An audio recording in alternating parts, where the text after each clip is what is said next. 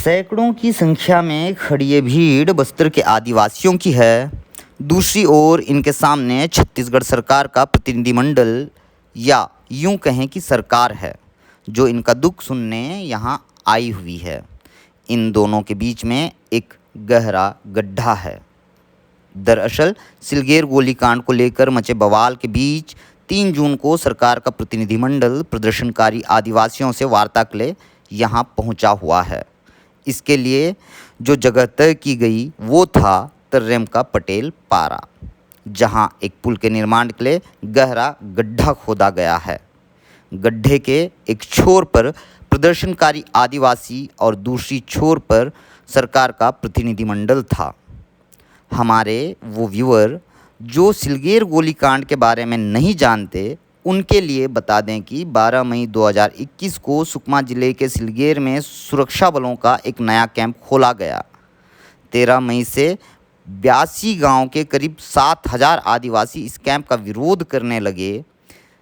इसी दौरान 17 मई को प्रदर्शनकारियों और पुलिस के बीच हिंसक झड़प हुई।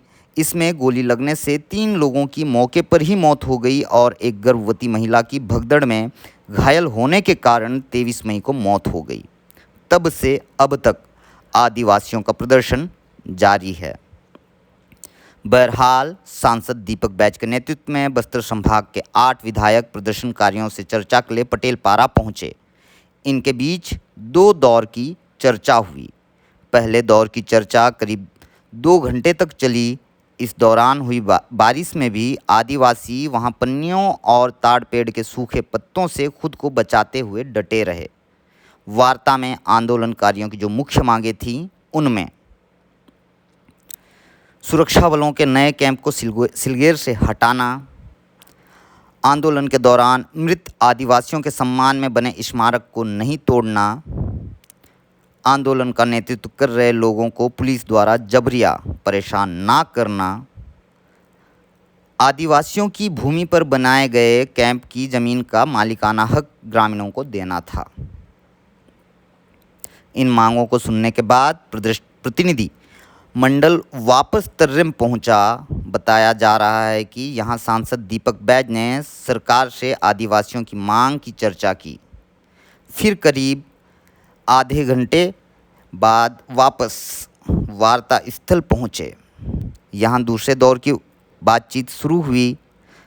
प्रतिनिधिमंडल ने स्मारक ना हटाने और आंदोलन कर रहे आदिवासियों को परेशान ना करने के निर्देश बस्तर आईजी को दिए। बस्तर आईजी ने कहा कि पुलिस कभी भी किसी को ज़बरदस्ती परेशान नहीं करती, यदि कोई आपराधिक गतिविधि में शामिल ना हो। ज़मीन के मालिकाना हक की मांग पर सुकमा कलेक्टर विनीत नंदनवार ने कहा, ज़मीन के दस्तावेज प्रस्तुत किए जाएं। इसके बाद आगे की प्रक्रिया की जाएगी। जबकि कैंप हटाने को लेकर वार्ता स्थल पर कोई निर्णय नहीं हो सका। वार्ता के बाद सांसद दीपक बैज से बस्तर जंक्शन ने बात की। सिलगेर मामले को लेकर लंबे समय से जो है तनातनी चल रही थी। आदिवासी जो है प्रदर्शन कर रहे थे। इस बीच सरकार ने एक पहल की। सरकार खुद आंदोलनकारियों से मिलने सिलगेर गांव पहुंची। तर्रेम के पटेल पारा में आंदोलनकारियों और सरकार के बीच वार्ता हुई। बस्तर सांसद दीपक बैज के नेतृत्व में 8 विधायकों का जो दल है वो सिलगेर गांव पहुंचा था, पटेल पारा पहुंचा था। आंदोलनकारियों से वार्ता हुई। हम सीधे दीपक बैज जो कि बस्तर सांसद हैं, इनसे बात कर जानेंगे कि क्या कुछ बातचीत हुई। सर बताएंगे किस तरह वार्ता किस हद तक सफल रही, या फिर किन बातों को लेकर सहमति बनी और किन बातों को लेकर असहमति रही? निश्चित रूप से आज का जो आंदोलनकारियों के बीच में हम लोग आए हैं सिलगेर गाँव में, और आंदोलन स्थल में हमारी 9 सदस्यीय दल और जिला प्रशासन की पूरी टीम और आपकी मीडिया टीम, निश्चित रूप से बहुत बहुत धन्यवाद देता हूँ आप लोग को। और सकारात्मक चर्चा रही। आंदोलनकारियों के बीच में बहुत लंबी चर्चा हुई। लगभग हम लोग 4 से 5 घंटे तक उनके बीच में रहे और धरना स्थल में रहे।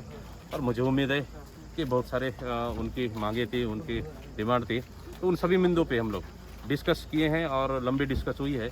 और मुझे उम्मीद है कि लगभग सभी बातों पे सहमति बनेगी और उम्मीद है कि लगभग कल तक निर्णय में जाने की हम लोग को पूरी तरह से उम्मीद है। सर क्या क्या मांग थे सर, हम वो जानना चाहते हैं। देखिए, एक तो चाह रहे हैं कि आंदोलन करने वाले किसी प्रकार की दिक्कत परेशान ना करें भविष्य में। दूसरी चीज़ है, कुछ समिति का गठन करने वो लोग चाह रहे थे, और उसके बाद कुछ विकास कार्य में भी चर्चा हुई, फिर जांच के मुद्दे पे भी चर्चा हुई, और कैंप वाले मामले पे, बहुत सारे मामलों पे चर्चा हुई है और सकारात्मक चर्चा हुई। किन बातों को लेकर सहमति हुई है सर, ये बता दीजिए। देखिए, और लगभग किन पूरी बातों को लेकर असहमति है? लगभग पूरी बातों पे चर्चा हुई है, सहमति बनी है। अगर लेकिन उन्होंने आंदोलनकारियों ने भी समय मांगा है, उन्होंने कल तक समय मांगा है, तो निश्चित रूप से वो भी विचार कर ले, तो मुझे लगता है कल तक पूरे निर्णय आ जाएगी। तो आप बहरहाल सिलगेर में चल रहे आंदोलन का भविष्य क्या होगा? क्या आदिवासियों और सरकार के बीच बना गहरा गड्ढा पड़ जाएगा? ये तो आने वाला वक्त ही बताएगा।